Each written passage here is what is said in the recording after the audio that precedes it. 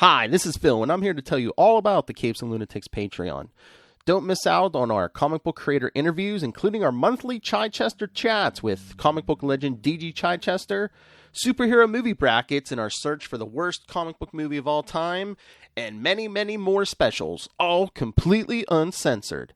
Access starts for $3 a month, full video when you pledge $5 a month.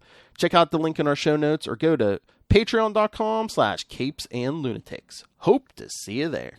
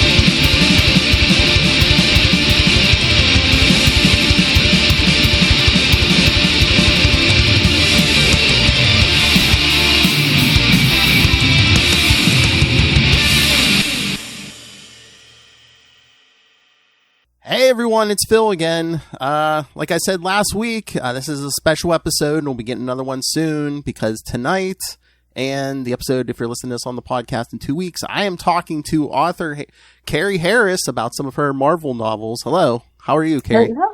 I'm good. How are you? Good. I figured in this first one we would talk about the Ghost Rider book, which is Unleashed, but first I wanted to get in a little bit of background. So it seems like you wrote around a certain comics storyline. So I know you have to be a big comics fan, right? Oh yeah. I read comics when I was a kid. But I lived in a small town, so we had the bookstore with the single spinny rack. So I would always miss issues, because this was back in the dark ages. You couldn't just look them up online. Same. And so, I got used to filling in the blanks for myself. And I wrote fanfic before it was cool. I wrote X-Men fanfic in which I was next door neighbors with Kitty Pryde. And it was the Kitty and Carrie adventures. Oh, nice. And we went, we did things, and there were boys. So do you remember what you started out? What was like the first thing you read? I started out, I think my first comic was actually an Archie comic. I read Archie and I read Garfield, and then it was X-Men because of the cartoon. And Ghost Rider came fairly close afterwards because I come from a family of bikers. Oh. And so I thought they would think the bike was cool. And I thought the bike was cool. So that's what drew me to Ghost Rider. So I was kind of lucky that I've gotten to write two of the universes or characters that I really, really, like, they were my first loves when it came to superheroes. And again, I could tell you were a comic fan, and this is a great story. You know how I could tell this is a great story when I read stories like this, like novels about like superhero comics, and I'm like, man, this makes me want to go back and read the comics. And this is exactly what it did. I was like, oh yeah, I remember this storyline. I'm like, I want to go back and read this now. Yeah. Well, and I think that's one of the things about being a fan as well as a writer is that you get to, you get to scratch your own itch, because I want more of those stories myself, but hopefully bring some of the things that people love about those characters to the page. And it has to be a cool job, because it's just like you get to sit down and be like, no, honey, I have to read comics for my job right now. Okay. It's research. Okay. Oh yeah. Yeah. My life is really tragic. I watch Disney Plus and I'm like, hey, I'm working. Are you watching Hawkeye right now? Oh yeah. Oh, I love that show. Yeah. The latest episode was. Oh yeah. The end. Yeah. All of it. I love all those series, but yeah, Hawkeye might be my favorite so far. I really love the comics. Oh yeah, that it's based on, but they changed a lot, which of course you need to do. So it's been fun to watch how things have changed, and I have so many theories. It's kind of ridiculous. Would you? I was going to say, I know you write all these novels, but like if the opportunity ever presented itself, would you write any comics? I would love to see this novel in like comic form. I really would love to do comics. I've done a graphic novel, and I really like that form of storytelling. So that's actually, I think, on my wish list for 2022. If I could do a comic, that would make me very happy. Since you've done the graphic novel, I've heard from a few people, it's like that writing a book and writing a comic are two completely different like skill sets almost. Yeah. But I think, the graphic novel has, of course, it doesn't have the page limitations that you have in a comic. So it's slightly different. But I think part of the reason I really want to do it is because I felt like by the end of the graphic novel, I started to know what I was doing. And then it was over. And I'd like a chance to do it right. Okay. If you could write any character in Marvel Comics, who would it be? Well, so the one that I really want to pitch is Dazzler Miniseries. Ooh. Because I love Dazzler. I feel like she hasn't really gotten the time to shine that she deserves. Literally shine. Yeah, I'm sorry. That was so awful. Oh, we love puns here. So I would love to do a Dazzler comic. We'll get into this in the next episode, but it's like, I love the X-Men and stuff, but it just seems like there's so many characters now that it seems like it's hard for a lot of them to shine just because there's such a big collection of characters there now. Yeah. That's like my thing. I'm like, they need to like pare it down soon, just so, we can focus on more, certain characters. Yeah. Well, and we could talk about this later. I think that's part of what M-Day tried to do, but it kind of backfired. I'm not sure if that's the right word, but it was tough to tell stories in the wake of, and there were people that we wanted to see again that were gone. So yeah, they kind of went too far in the opposite direction.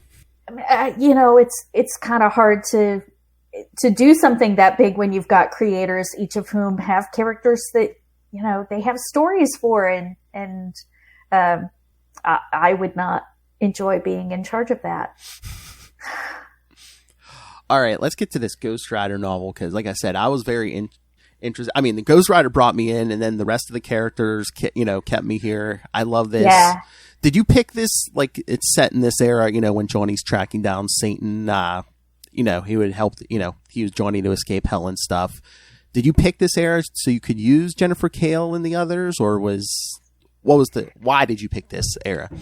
Yeah, it kind of all came together. I knew I wanted to pitch, you get to pitch 3 ideas at one time. And I knew I wanted one of them to be Ghost Rider.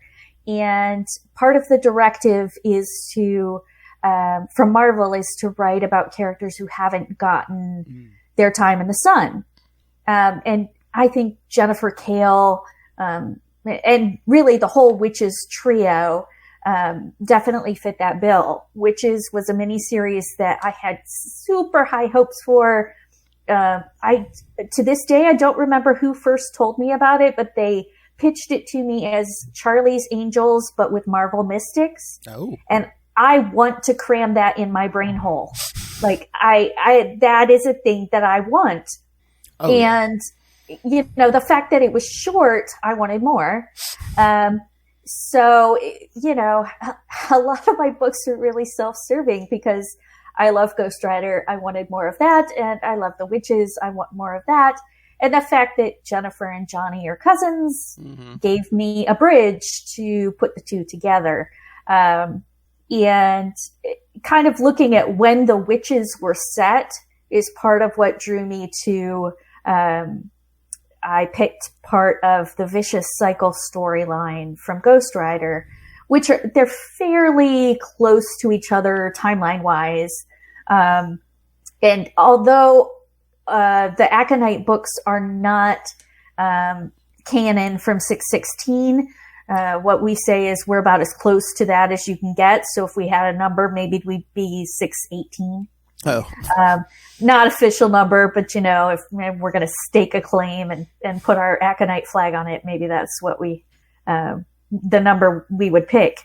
But I like my books to be as close to canon as possible. I want people who read and loved the comics the way that I did to be able to read my book and be like, oh, I remember that thing, or there's an Easter egg that I recognize, but still have it be accessible to people who haven't read those books. I mean, I haven't read that story in a while, but it seemed pretty close to canon to me. I mean, I didn't see any inconsistencies. And again, I love that you're a fan, because it's like, I'm like, oh yeah, I almost forgot that they were cousins because it's been so long. And I'm glad, I mean, after so many writers write and over so many years, stuff gets like kind of pushed to the side. But I'm like, oh yeah, no one's really mentioned for a while. And in real life, that wouldn't really go away. How Johnny losing his wife and kids and stuff. It's like people really don't even mention that anymore. Yeah. Yeah. And, it just kind of happened that all four of the characters have serious family issues. And so they're fighting literal demons, and then they're fighting their figurative personal demons. And I liked that because I'm mean. And you had two devils in this book. I did. Marvel has all the devils. They're just everywhere. I know. I think I hate Mephisto the most for taking Spider-Man's marriage. I think they all had their moments. Oh, yeah. But okay, I'm not a writer. I'm not familiar with this. So you're allowed to pitch 3 things, and you said they're looking for books for characters who haven't really had a chance to shine. So like, you can't go in there with like a Spider-Man pitch, and they'll be like, no, Spider-Man's everywhere. You can't be doing Yeah. Okay. Yeah. So, in my books, you'll see major characters in secondary roles.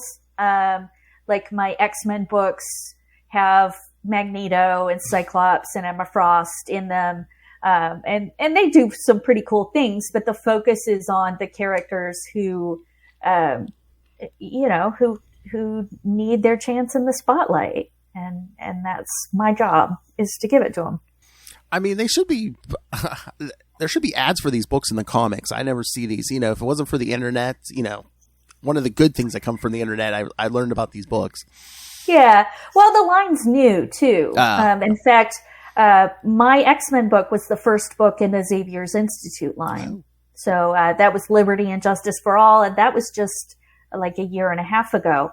So, I'm hoping that as we build up speed and back issues, or backlist, that will become more visible, because there's some great stuff in there. And I'm not talking about my books, because that feels weird. Oh, but come on. Who's going to promote you more than yourself? Come on. Fair. What was I going to say? But yeah, the 3 pitches, like, what do you have to give them? Like a couple paragraphs of like the plot. It's like, okay, here's what I'm going to do. And then they pick. Yeah. It starts out short. So it's like a paragraph. And then, you build on that back and forth with the editor. And then eventually it goes to Marvel. And I have this great mental image, with COVID and distance and all those things. I've never been there, but I have this great mental image of the room with all the comics and the people at their desks who know all the things. And I want to live in that room. But they send it to the room, whatever that form that might be in. And they tell you everything that you cannot do, and that they want changed. And you go back and forth and back and forth. So by the time I actually write the book, I've outlined it like 8 times, 10 times. So the actual process of writing is easy and fun, because I've done all the heavy lifting beforehand.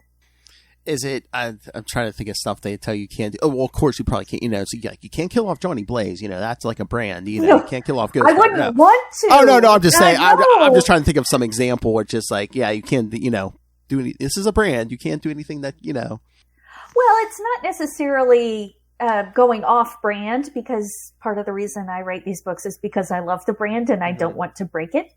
But also, this character is being used elsewhere. This conflicts with something else that we're trying to do.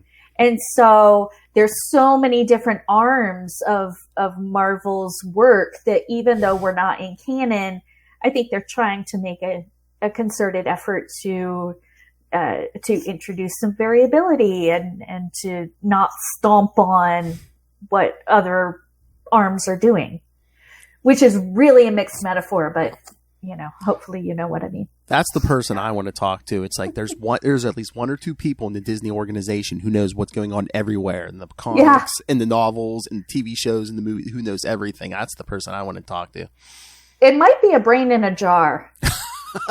Oh, hey, I was looking at your website. I see you did actually work in a place with brains in jars, didn't you?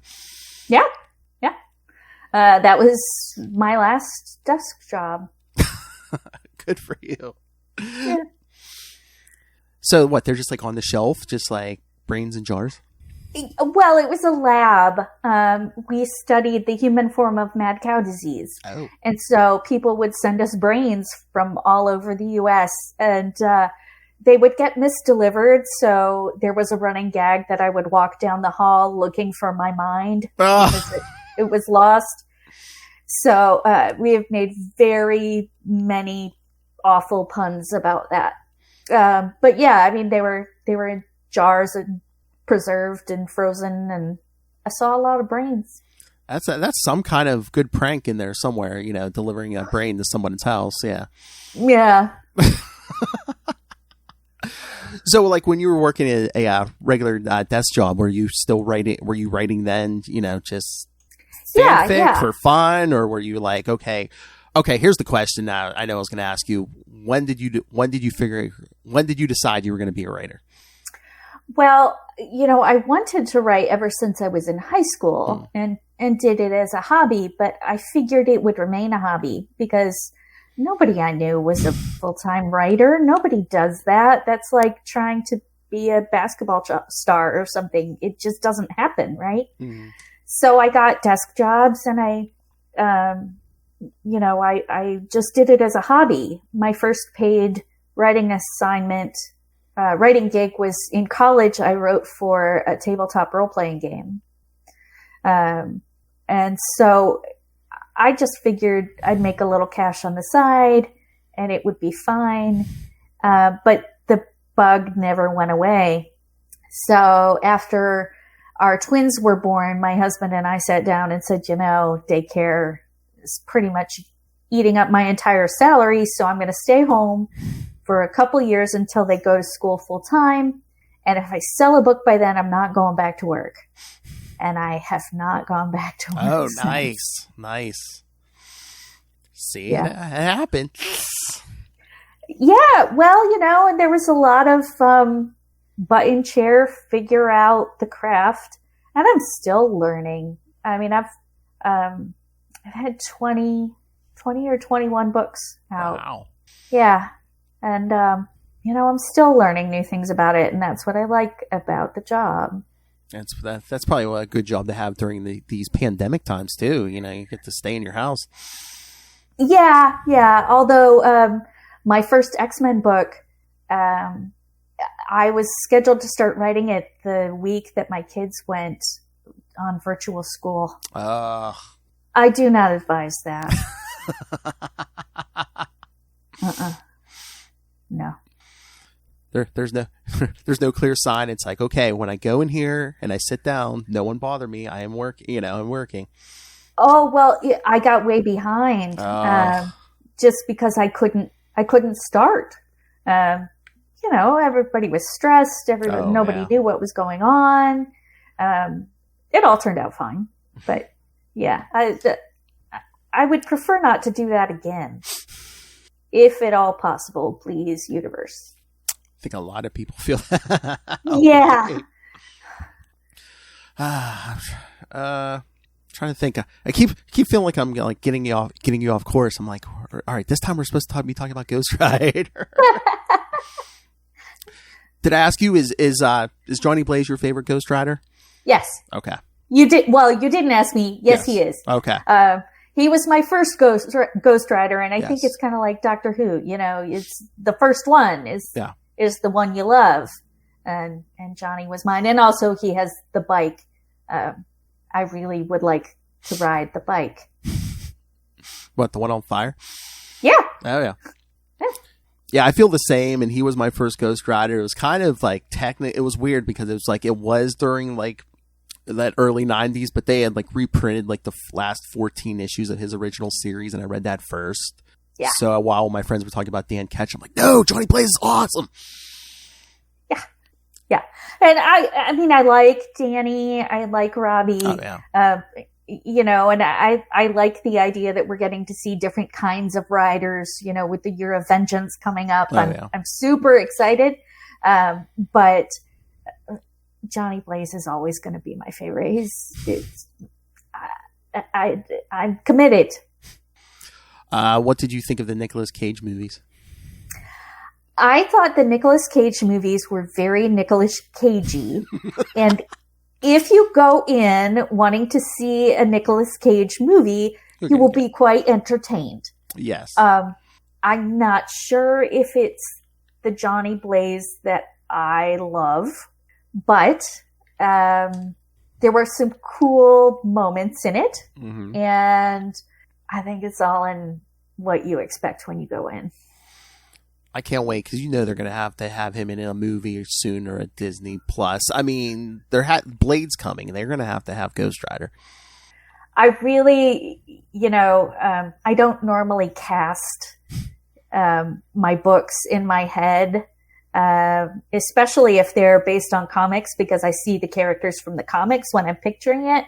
But Johnny Blaze, I picture Keanu Reeves. Oh, there you go. Yes. Well, and he's a biker, and I think he could do the emotional bit. Yeah. Oh yeah, no, I could see that. Heck yeah. Yeah, I'd like to see that.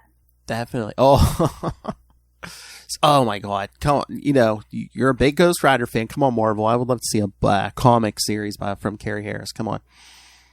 What he said. Yes. Yes. Which way am I pointing? I'm a fan. The fans demand it. Come on, Marvel. That's right. Do you have a story in your head already if you got a ongoing Johnny Blaze series? I'd love to do more Johnny and the Witches together. Yes. Oh, yes. Would you do the whole group if you got like a comic series? If they let me. I also, because I think a lot of the Marvel horror characters haven't really gotten their moment recently. So I'd love to do some Marvel horror and bring in some of those other characters. And then through Jennifer, you can have Man-Thing show up. Yes. And, you've got Werewolf by Night could show up. And so I would really love to do that. They seem to go in spurts. It's like they kind of like like the 90s, they had all the Midnight Sun stuff. Then they kind of pulled back. Then they throw some out. Then they pull back. And it's just, I know sales slump sometimes, but it's like, Ghost Rider's going to sell, Oh yeah.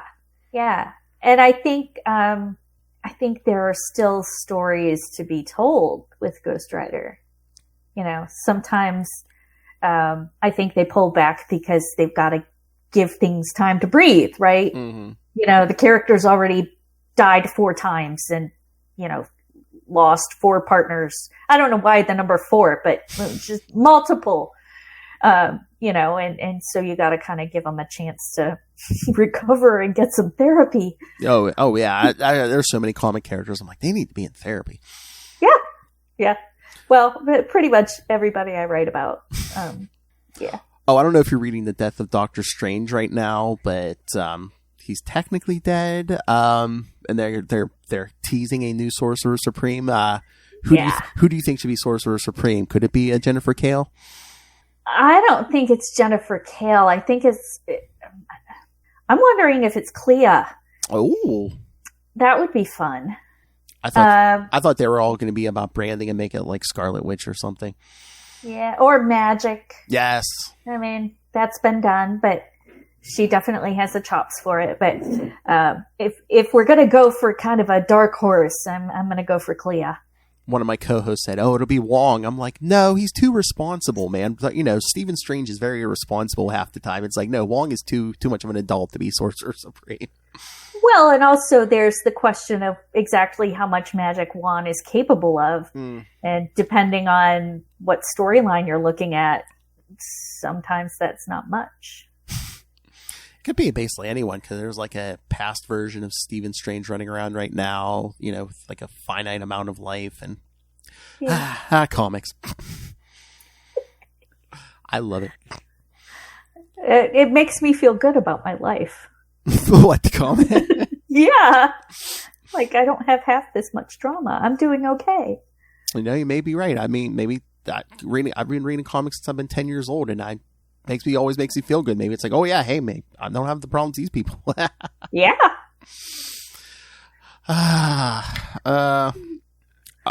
Wait, okay. I was going to ask you. I think I already asked you the question. You said Dazzler. Who would you write about if you had the chance, Dazzler? Yeah, that's a good choice. I mean, I didn't see it coming, but I thought you'd go for Well, the way that I think about it is, if I'm going to pitch something, I want to pitch something that they'll say yes to, and they don't know me. So I've thought this through. Like, I really want to do this. So I've thought it through, and I have like my beginning pitch, and then, okay, I've proven myself, and now I can pitch somebody a little bigger, and step by step. I just need the door. All right. Let me test you. Okay. They say every comic book writer has this. So let me see if you write the novels about the characters. They say every comic book writer has a Spider-Man story in the back of their head. Do you have a Spider-Man story in your head? Oh, yeah. Oh, nice. Yeah. I actually, I'm working on edits right now for an Avengers book. And that comes out in the spring. And my name is on Spider-Man's leg on the cover. Wow. Which is the coolest thing. I think it should be tattooed there permanently. Something tells me they're not going to go for that, but I can dream.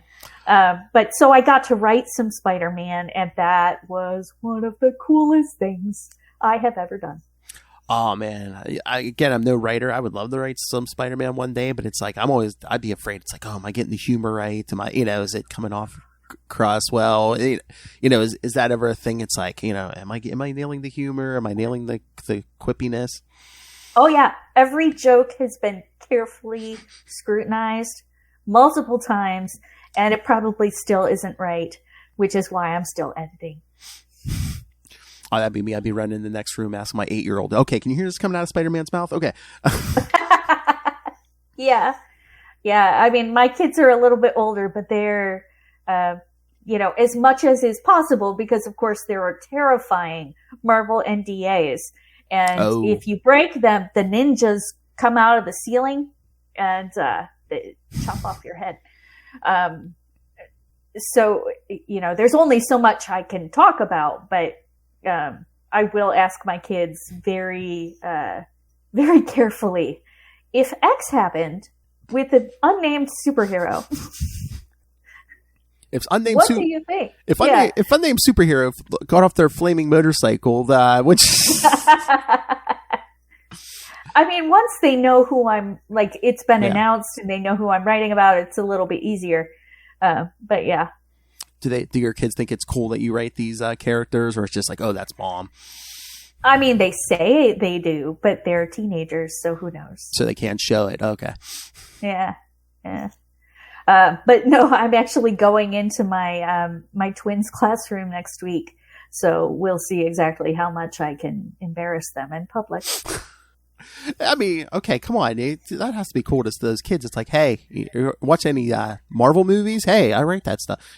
Write some of those books. Come on. Well, and usually what happens is people are like, do you write this character who is my favorite? Do you write this character who is my favorite? And it's just, that's the question and answer session, the whole thing. There'll be like 20 questions. Do you write any Loki? Yeah. It's like, no. I mean, the X-Men have to be popular, right? Like I said, Ghost Rider is always popular. Yeah. Well, with the Avengers coming up, actually, yes, I do write Loki. Oh. Yes. Oh, what era? Yes! What era is that? Can you say what era that book's set in? Well, I can say that it's a Crisis Protocol book. Okay. So there's the Crisis Protocol game, and it ties in with that. Okay. So kind of its own separate little universe with lots of fighty bits and lots of characters, because that's how the game is. So if you're writing about a game, do you have to play the game to get some I background? play the game. Okay. Do you? Okay. Oh yeah. Now I play it with crappy unpainted miniatures because I have a lot of talents and painting is not one of them. Did you play it before you started writing, or once you started writing were you like, okay, I got to try this game out? That one, I had the game. I can't remember if I played it before or after. I have a lot of games. I worked in the gaming industry. Oh. I play a lot of games. No, I don't know. They were right around the same time. Wow, you've had a lot of interesting jobs. I mean, you write Marvel characters. You were in the gaming industry. You got to play with human brains. I mean, what haven't you done, Carrie Harris? Oh, I haven't ridden a flaming motorcycle in a circus, which is really an oversight on my part, I think. Oh my, the circus! That they need to have that in a movie or something. Just him in that traveling around in a traveling circus. Oh yeah. Yes. That's a whole series. I mean, you could even adapt some of those like last issues of his series. I mean, him versus the Circus of Crime. Any of that stuff. Oh my god. Well, and I did put a circus in The Witches. Mm-hmm. Partially for that reason, because Johnny has a circus thing. He's always dealing with circuses, so here's another circus. And can I just say, the one thing I didn't like about this book is the jerk in the circus is named Phil. Thank you very much. I have a baby name book, and I picked those names randomly. Oh, really? And actually, I lost it when we moved. We just moved cross country this summer. And so for my birthday, I asked for a new baby name book, and I opened it. I explained it to my husband. This is why I want it. And I opened it, and I look over, and all three of my teenagers are trying so hard to smile, but they have looks of horror because they thought it was real, that I needed it and not for my books. So it traumatized my children. No, it's research. It's for my books, I swear. Yeah, but I opened the door opened the cover and just went. Yep. So it's nothing personal, I swear. I know. But again, it was a great book because I was like, ooh, could we see more of these characters, or even like the first chapter? I'm like, oh man, I want to see more. I want to see him more in this military base. I want to see all that. Yeah. I'm like, if you threw in everything I wanted, this book could be like 600 pages. I mean, well, and I think that was part of the reason why I chose that era was because, Johnny is hunting down all of these fragments of Lucifer, and then the comics, you only get to see out of maybe 20 of them. Yeah, out of like 666. Yeah. Yeah, it's not that many. And so, the line is called Marvel Untold. It's untold stories from your favorite characters past. And so I wanted to see a couple more shards. I mean, I'm sure that maybe this book is just its own self-contained thing, but I'm like, man, you could have made a whole series out of this. It's like, okay, then the four of them are going to move on to the next, travel the country, find the next one. Yeah. And in the comics, what happens with like the last 4? I don't know exactly the number, but the last few are very clearly defined. Yeah. So I walked back just a couple more before that, and just to see what happens. But it was excellent. All right. I think I'm going to cut this here. Again, we're going to do this again. Well, for us, it'll be in a few minutes here. But yes, kids, and if you're listening to us on the podcast, in 2 weeks, Carrie will be back to talk her story in the Xavier Institute School of X book, and we're definitely going to get into some Kitty Pryde fanfic. Kitty Pryde. All right. So since these are going to be 2 separate episodes, please promote whatever you want. Your books, your website, social media, whatever you want to do. Well, the best place to find me online is on my Twitter, which is Carharr, Carrharr. That's where I go when I'm trying to avoid writing my words for the day. But you can also find a listing of all my books at carrieharrisbooks.com. Ooh, nice. And again, there's an Avengers book coming soon. Yep. School of X just came out when we're recording this. Yes. It just came out on ebook, and later in December it will be out in paperback. Ooh, nice. All right. Well, thank you, Carrie Harris. Again, kids, she'll be back. So you can't escape me yet. That's right. All right, kids, take it easy.